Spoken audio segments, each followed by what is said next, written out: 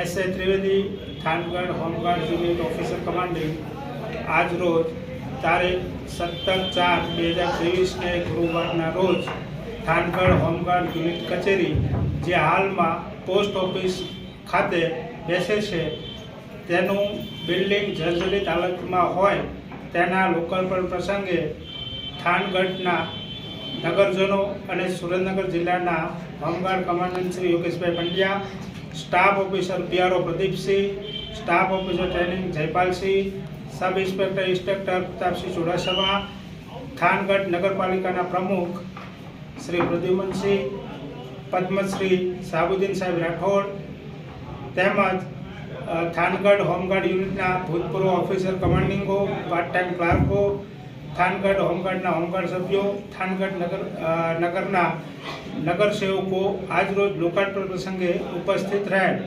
Thangadh home guard યુનિટની સ્થાપના 1/7/1965ના રોજ થયેલ, જે આજ સુધી કાર્યરત હોય. થાનગઢ હોમગાર્ડ યુનિટનું સંખ્યાબળ 69ની આસપાસ છે, જે હાલમાં કાર્યરત છે.